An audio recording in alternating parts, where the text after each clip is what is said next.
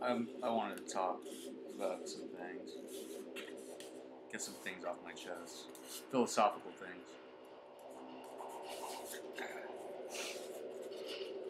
I think it's liberating feeling to be slutty. Sometimes like it's okay. Sometimes it's like when girls are slutty, they think they're being empowered.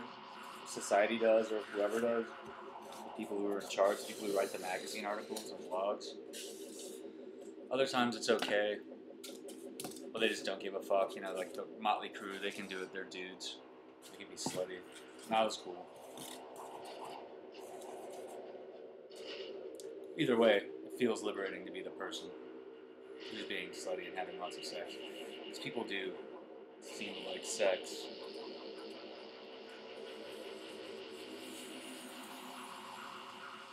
There's a little bit of sexism sometimes. It just comes along randomly. Like, no one wants to hear an artist say that they're slutty. That's a male artist. A female artist, that's pretty cool right now. That probably will change by the time this video comes out. Maybe I'm part of its change right now.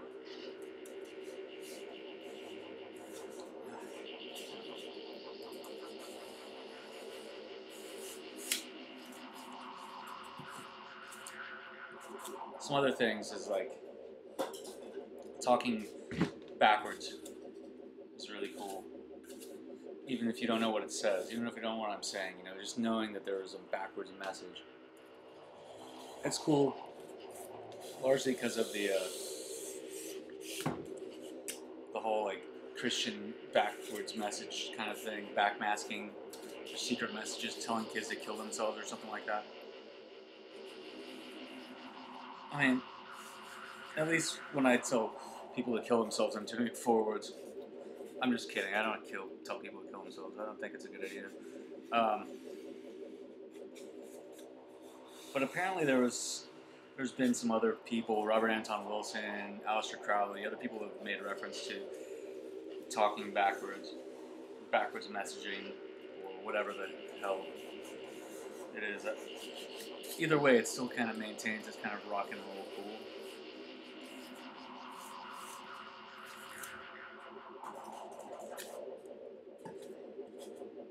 Not that whether, you know, I wonder if any of the like the atheists or materialists believe that backwards messages can even affect your brain, your subconscious.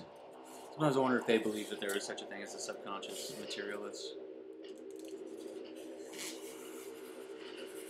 And if there is a subconscious, they probably don't think it's connected to anyone else's subconscious. That sounds too much like psychic powers, and powers are fake, apparently.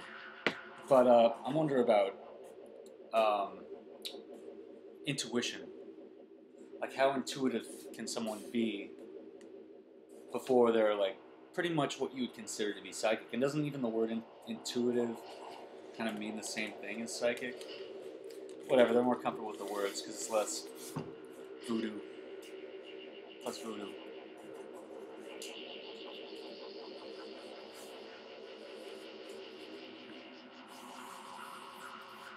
The other issue is like, okay, they're just like, oh yeah, but I don't, you know, they think that people are getting, you know, taken advantage of and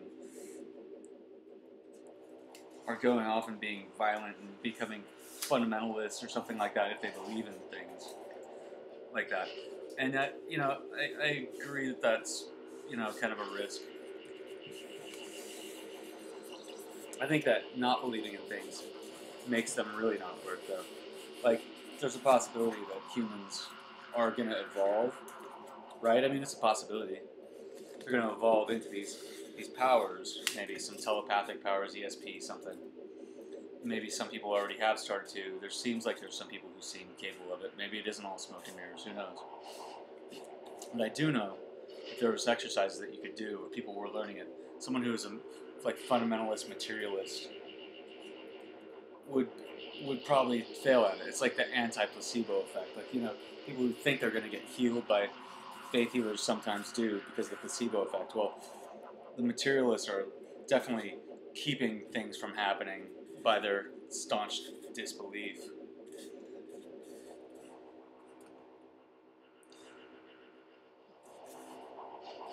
And that's the thing. It's like how close. I like to do my little experiments sometimes, and I don't know that they're conclusive whatsoever. I don't really think they are, and it is art after all. It's art, which is like not really. It doesn't have, it's like freestyling. It's like freestyle skateboarding before the tricks are figured out. It's like the pre-trick moment, the moment where you are practicing something and you don't even know what it's going to be exactly, but you're standing on the wheel in a weird way and you see if you can spin, whatever, It's a trick. It's a trick before it's a trick. That's what I think art is sometimes. But, so I have these experiments where they're kind of testing ESP, or at least connectiveness between two individuals. Maybe the consciousnesses could connect on some bigger level. And so I do these, and that's kind of what I feel like. I don't feel like I'm particularly psychic necessarily, I'm just someone who wants to, during those experiments, wanted to be as close to psychic as I possibly could be, as much as my little mind is capable of. That's all. Just to see how close I could get. I heard all the statistics. Robert Anton Wilson thinks that if you set to prove that ESP is real, the results that you get are going to say that it's more than 50% accurate, more than 50% true. It is real. And if you're someone trying to disprove it, the exact same thing will happen in your favor. So, it sounds like it's one of those things. One of those things. Anyways, some people probably are just more intuitive seeming than others. They know what the other person's going to say before the person says it. Some of that's just like learned or being observant or whatever. But some people probably are, whatever it could possibly mean to be intuitive, are just more intuitive than others. And it's uncanny and magical. Totally magical. Not scientific at all, magic.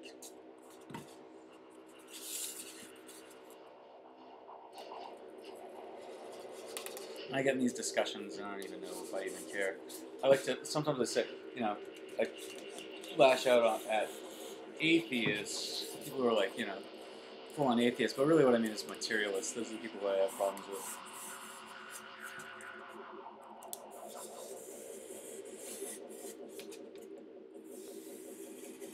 Only because it gets in the way of my own interests, I don't really care if they think whatever they think. I just like to argue.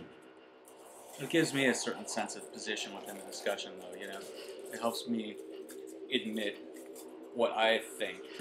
Because at the same time, when you're like someone like me who says that they're agnostic, it gets hard to, to sound, like at a certain point you're like, okay, this guy doesn't believe in anything. And it kind of feels that way sometimes too, like, wow. Or that I feel like I'm not supposed to believe in anything. In a way, I do feel that. That's true. And then you go about trying things out to see what works, right? That's the Lemic, Aleister Crowley kind of thing.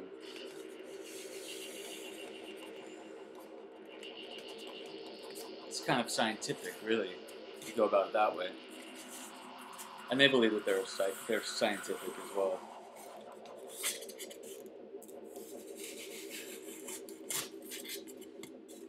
But then, they got all these people who own science and they're like, no, that's not science. Science, I don't know.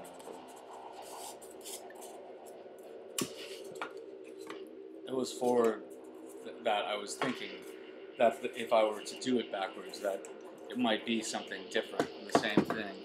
God damn you. God damn you. That was what it was when I was coming at from that discussion for floor sequential interrogatory bastions of festoonable Hackensack Christianity.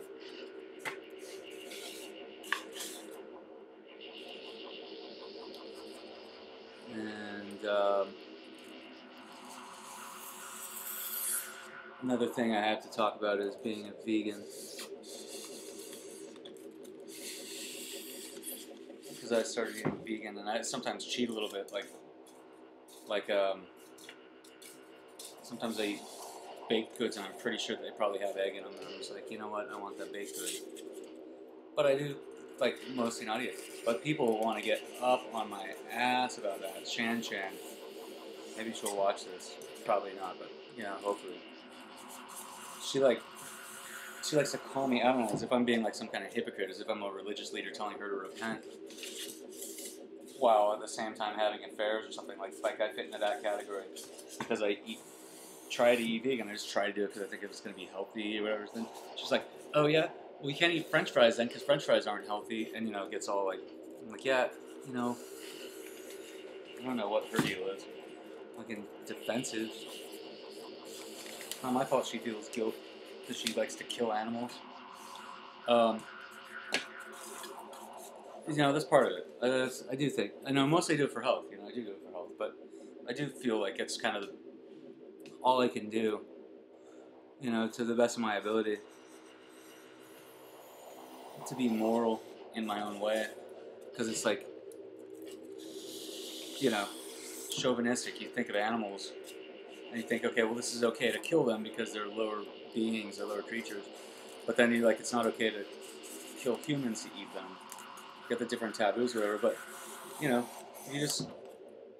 we've been wrong before about, you know, people being, or beings being lesser.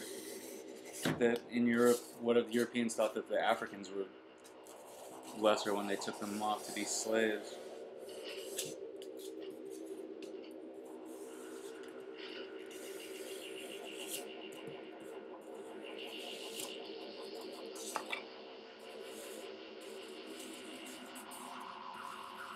What you don't know is that what I'm sculpting right now is a butt, a big butt. It's kinky. Not really. It's a magic crystal. But it's a punk rock magic crystal. For real, Josh Kill.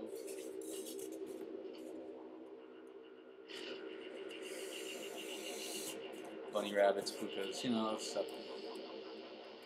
I do still stand by that. Like, the universe is weird. And I stick with that thought because I think that that's a good thing to go by. I think it's cool, too, for me to be an artist and think that way. That the universe is more complicated. And it's better to believe in magic, if you ask me. They get, like, no offense to any of these people, but, like, I think people who just get completely into, like, oh, it's just completely chance and accident. You know, I pour the paint and it just lands that way, and that's what makes it. There's no God involved or whatever. I mean, that's fine. I mean, you know, that's their angle on it. It's just kind of like, it's a little bit boring. You know, it's kind of the interesting. What they should be talking about is how interesting it is that chance and randomness looks so crazy and cool, and not like chance and randomness, and why that is. You know, I think that probably it's a good chance that things are, like I said, a lot weirder than we understand. We're probably the universe is more in control. The universe, the bigger Mother Earth or something like that. Other than us, the other than us is probably bigger and probably conscious. And we're experiencing just a little moment of consciousness that our brain represents. Or maybe we are the tools of consciousness. Our brains are just the software. Or our brains are the hardware, is what I meant. and you know, all that stuff. Rupert Sheldrake and morphogenic fields and or morphic whatever. Alan Watts talking about, you know, bound or perceived boundaries of self. That's all good stuff. It's all pretty interesting.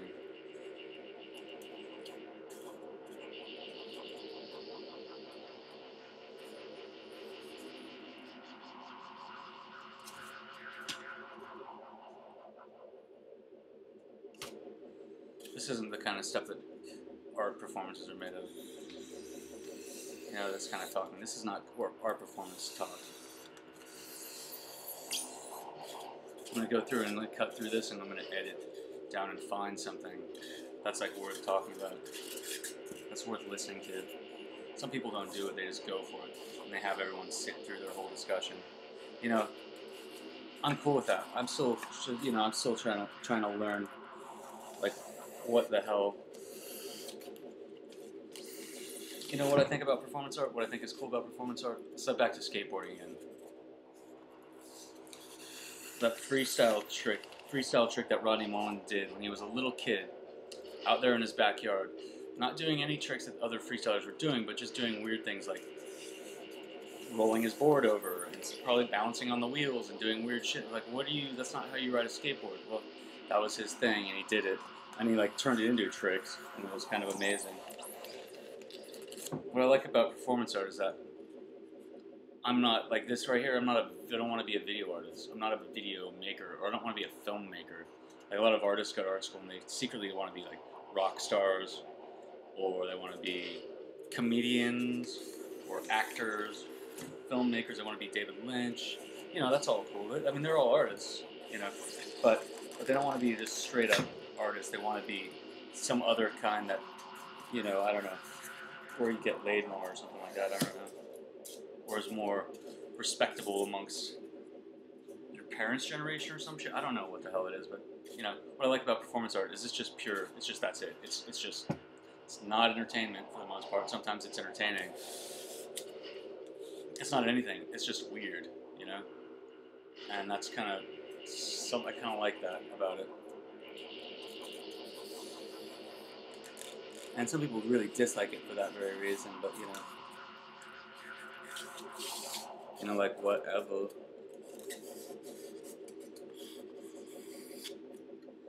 This is performance art. This is art probably because it's so boring. That's what defines it. That helps define it as art. And that's cool. You know, it's lucky for me. You know, I've tried so hard with my paintings and little sculptures. Probably tried too hard.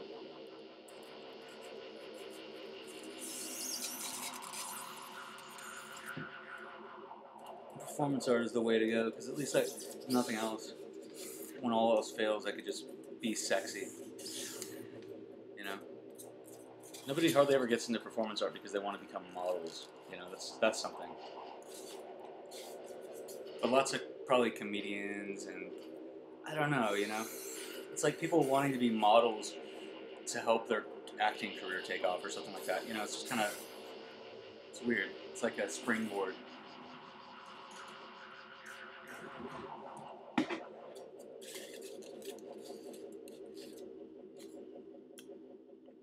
That's exactly it. This video is so boring. Why? Because it's art. You know, someone's gonna sit through this and watch it. So that's cool, and they might actually get something out of it. I'm asking a lot, though. It's been going on for 19 minutes. 19 and a half minutes. That's fucking long for this shit. I'll be kind and I'll edit some of it, but oof.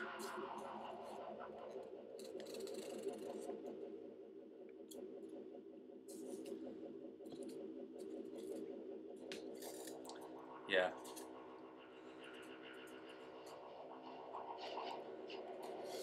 So that's hard for me to separate. You know, when you're doing performance art, like I know that this is me. At the same time, I'm sitting here talking about the ego, and how this is you. Like I might be you. We might be the same. We might be different positions. Who knows? Lots of ways to discuss it.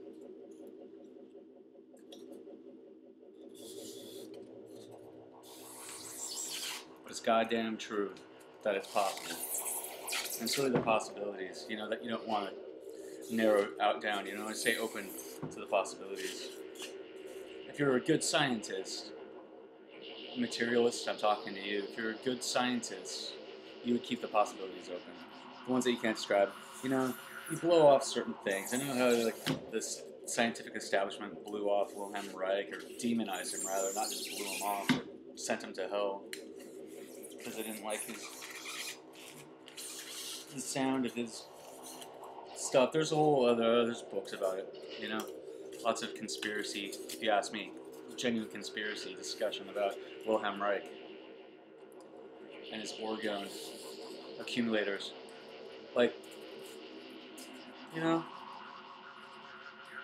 Who gives a rat's ass? He was doing scientific research in the way that he did scientific research. It sounded like he was collecting, data, and it was legit enough. To the point where you want to kick him off, send him to jail, for fuck's sake. That's crazy. Burning his books in the United States, that's serious. Wilhelm Reich, look him up. There's a lot of kooks that are into him, of course. Like me.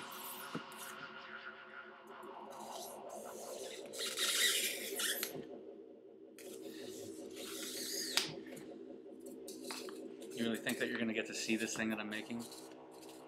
You'll see it. You'll see it in your dreams if you're lucky.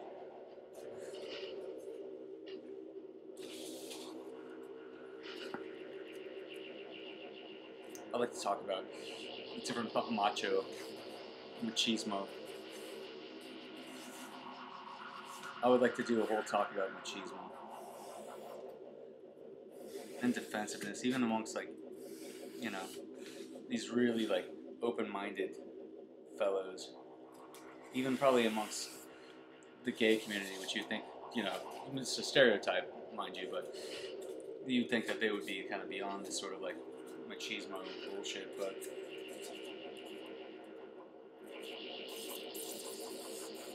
I bet they love to, when someone's flexing their machismo muscle, but, I do too. Like to give it to them, sock it to them, give it back to them and tell them how much their girlfriends would rather be sleeping with me. That's one possible reaction. I'm just gonna keep babbling on.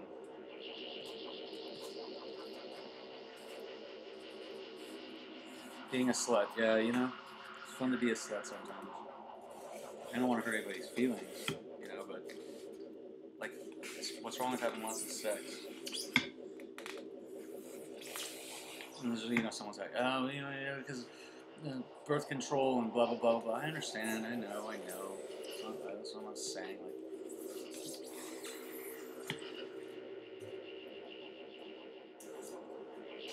And actually, I let myself have lots of sex. And then when I do let myself have lots of sex, I don't actually do it that often, as much as you'd think. It's more of a intellectual discussion. When people talk about suicide, doesn't necessarily mean that they're suicidal. But then sometimes they're talking about it philosophically, and it turns out, wow, they actually were suicidal. Happened to me.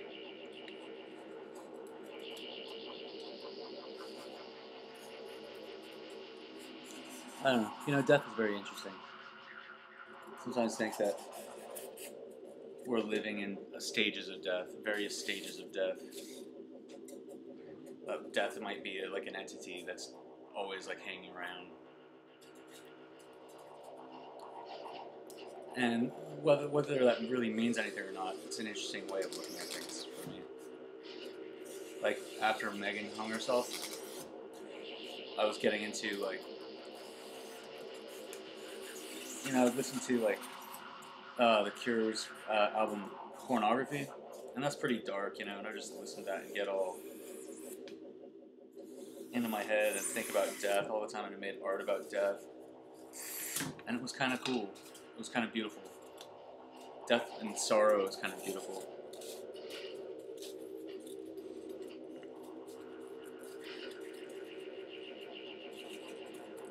That's it. 25 minutes. That's my bit. Sorry to put you through this. This is art. Take it or leave it. Art. I can't turn it on. Bye. Bye.